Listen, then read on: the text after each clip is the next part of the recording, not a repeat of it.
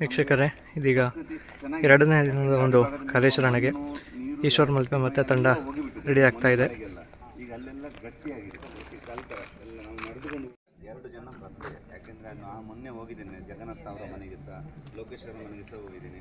ಅವರ ಮನೆಯ ಪರಿಸ್ಥಿತಿ ನೋಡಿ ತುಂಬ ದುಃಖ ಆಗ್ತದೆ. ಯಾಕೆಂದರೆ ನಾನು ಎಲ್ಲಿ ಸಹ ಇದೆ ಅಂತಲ್ಲ, ಪ್ರತಿಯೊಂದು ಭಾಗದಲ್ಲಿ ಹೋಗುವಾಗ ಪ್ರತಿಯೊಂದು ಭಾಗದಲ್ಲಿ ಯಾರೇ ನೀರು ಬೀಳ್ತಾ ಆ ನೀರನ್ನ ಬಿಟ್ಟು ಅವರ ಮನೆಯವರ ಕಷ್ಟ ನೋಡಲಿಕ್ಕಾಗಲ್ಲ.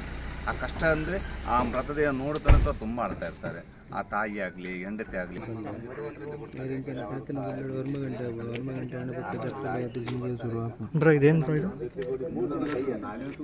ಏನಿದು? ಅದು ನೀರಿನದು ಒಂದು ಇದು ಇಳಿತ ಹಾಗೂ ಏರಿಳಿತಗಳನ್ನು ನೋಡೋದು ಒಂದು ಆ್ಯಪ್.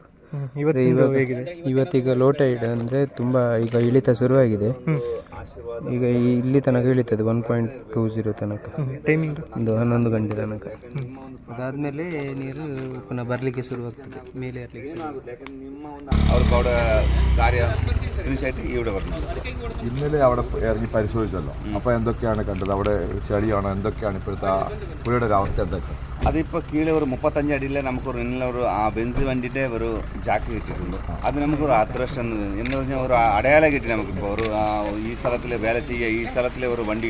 ಇಡೀ ಉತ್ತರ ಕನ್ನಡ ಜಿಲ್ಲೆ ಜನ ಸೇರಿದಂತೆ ರಾಜ್ಯದ ಬೇರೆ ಬೇರೆ ಜಿಲ್ಲೆಗಳ ಜನರು ಕೂಡ ವಿಶ್ವಾಸ ಇಟ್ಟುಕೊಂಡಿದ್ದಾರೆ. ಅದರಲ್ಲೂ ಬಹಳ ಪ್ರಮುಖವಾಗಿ ಕೇರಳ ಮೂಲದ ಅರ್ಜುನ್ ಅವರ ಒಂದು ಪತ್ತೆಗಾಗಿ ಕೇರಳ ಸರ್ಕಾರವು ಕೂಡ ಪಣ ತೊಟ್ಟಿದೆ. ಹೀಗಾಗಿ ಈಶ್ವರ್ ಮಲ್ಪೆ ಅವರ ಸಮ್ಮುಖದಲ್ಲಿ ಎಲ್ಲರ ಪ್ರಾರ್ಥನೆ ಇರಲಿ.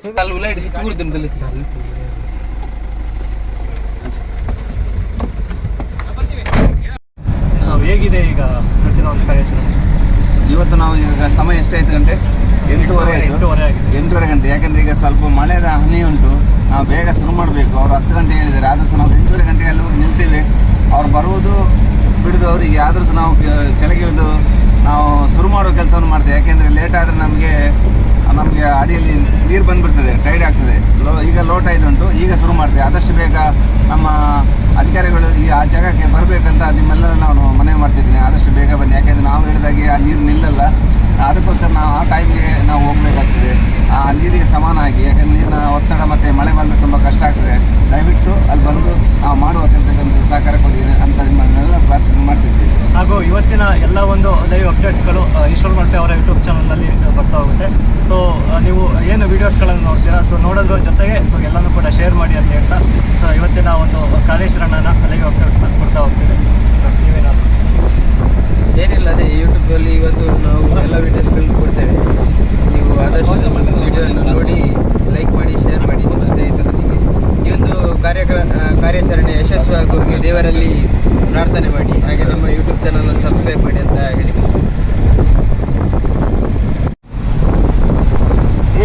ಮಲ್ಲಟ ಚೂಸ್ತಾರ ಮಂಜುಲ್ದ ಒಂಚೂರು ನೀರು ಬೋರ್ಲಕ್ಕೆ ಮಲ್ಕ ಫುಲ್ಲು ಟೈಮ್ ಗೊತ್ತು ಜೌಪುರ ನೀರು ತಗೊಂಡ್ಲೆ ಮಾರೆ ಪಕ್ಕ ನೀರು ಕೊಂಡೆಲ್ಲ ಮಿತ್ ಮಾಡ್ಬೋದು. ರಬ್ಬರ್ ಉಂಟದ, ರಬ್ಬರ್ ಹೊಡೆದ ಹೊಸದು ನೀರು ಬಂದ ಏನೇ ಟೈಟ್ ಬಂದು ಟೈಟ್ ಪೈಕಿ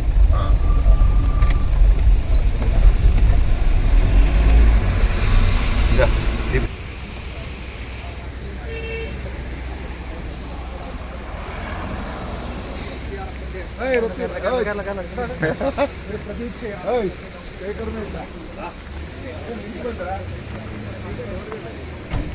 ಇದೀಗ ಈಶ್ವರ್ ಮಲ್ಪೆ ಅವರು ಕಾರ್ಯಾಚರಣೆಗೆ ಇಳಿಯೋದಕ್ಕೂ ಮೊದಲು ಸೊ ಇಲ್ಲಿನ ಒಂದು ಗ್ರಾಮ ದೇವರಿಗೆ ಪೂಜೆನ ಸಲ್ಲಿಸಿ ಅವರ ಒಂದು ಆಶೀರ್ವಾದ ಪಡೆಯಲಿಕ್ಕೆ ಸೊ ಈಗ ಬರ್ತಾ ಇದ್ದಾರೆ. ಮತ್ತು ನೀವೀಗ ಇಲ್ಲಿ ನೋಡ್ತಾ ಇರ್ಬೋದು, ಸೊ ನೀರಿನ ಒಂದು ಅರಿವು ಕೂಡ ತುಂಬ ಸ್ಲೋ ಆಗಿ ಇದೆ. ಅದರ ಜೊತೆಗೆ ನೇವಿ ತಂಡ ಕೂಡ SDRF ತಂಡ ಕೂಡ ಇವತ್ತು ಕಾರ್ಯಾಚರಣೆಗೆ ಇಳಿಯಲಿಕ್ಕೂ ಸಿದ್ಧರಾಗ್ತಾ ಇದ್ದಾರೆ.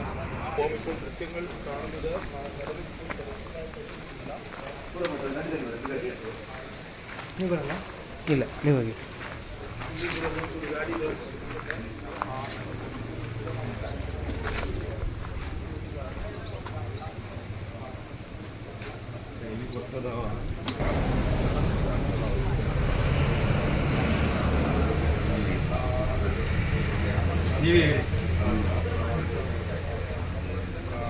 ಓಯ್ ಅಣ್ಣ ಈ ಕಡೆ ಗಡ್ಡೆ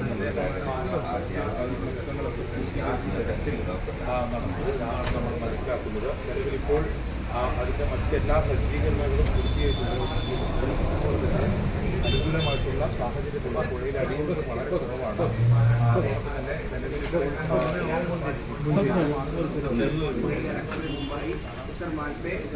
പ്രകാരമുള്ള പ്രാർത്ഥനയെ ഉൾപ്പെടെ ചെയ്യുന്നതാണ് നമുക്ക് ദൃശ്യങ്ങളിൽ കാണാൻ സാധിക്കുന്നത്. അത്തരത്തിൽ എത്രയും പെട്ടെന്ന് സമയം പാഴാക്കുന്നത് ഒരു മാസമാകാൻ പോകുന്ന ശേഷം കൃത്യമായ ഒരു അറിവുകളൊന്നും ഇതുവരെ ലഭിച്ചില്ല. ഇന്നലെ ആദ്യഘട്ടത്തിൽ ലഭിച്ച അതായത് ഈ ജാതി കെട്ടുകൾക്ക് കേന്ദ്രീകരിച്ച് അത് പ്രധാനപ്പെട്ട ഒരു വിവരം തന്നെയായിരുന്നു. അതായത് ഇത്ര ദിവസം അതിൻ്റെ വാഹനത്തെ പറ്റിയുള്ള മറ്റു സൂചനകളൊന്നും ലഭിച്ചിരുന്നില്ല.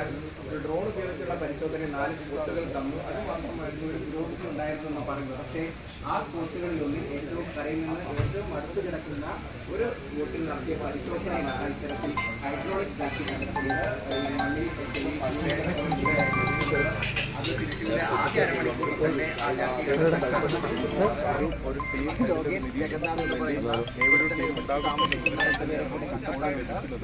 ഹലോ ഹലോ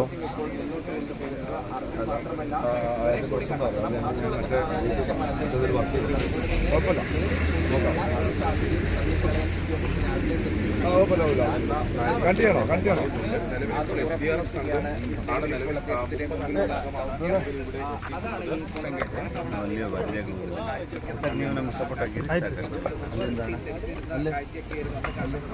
ಅದನ್ನ വെച്ച് ಕಂಪೇರ್ ചെയ്യുമ്പോൾ പുഴയുടെ ഒഴുക്കിൽ ಎಲ್ಲ ಅದರೊಳಗೆ ಹಾಕಕ್ಕೆ ಹೋಗ್ಬೇಡ್ರಿ, 2 ಅಷ್ಟೇ ಅಲ್ಲಿ ಇಡ್ರಿ.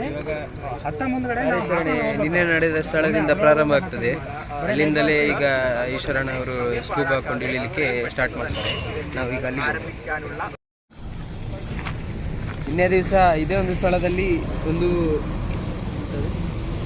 ಸ್ಕೂಬಾ ಇದು ಗಾಡಿಯದ್ದು ಜಾಕ್ ಸಿಕ್ಕಿತ್ತು. ಹಾಗೇನೆ ಇನ್ನೊಂದು ಸ್ಪೇರ್ ಪಾರ್ಟ್ಸ್ ಸಿಕ್ಕಿತ್ತು ಕಬ್ಬಿಣದ್ದು. ಇವತ್ತು ಈಗ ಅಲ್ಲಿಂದಲೇ ಕಾರ್ಯಾಚರಣೆ ಪ್ರಾರಂಭ ಆಗ್ತದೆ. ಈಶ್ವರ್ ಮಲ್ಪೆ ಈಗ ಸ್ಕೂಬ್ ಹಾಕೊಂಡು ಇಳಿತಾರೆ. ನೀರಿನ ಪ್ರಮಾಣ ಸಹ ಕಮ್ಮಿ ಆಗ್ತಾನೆ ಇದೆ, ಇನ್ನೂ ಇಳಿಯುತ್ತೆ. ಮಳೆ ಒಂದು ಇವತ್ತಿನ ದಿವಸದಲ್ಲಿ ಬರಲಿಲ್ಲಾದರೆ ತುಂಬ ಅನುಕೂಲಕರವಾಗಿ ಕಾರ್ಯಾಚರಣೆಯನ್ನು ನಡೆಸಲಿಕ್ಕೆ ಆಗ್ತದೆ.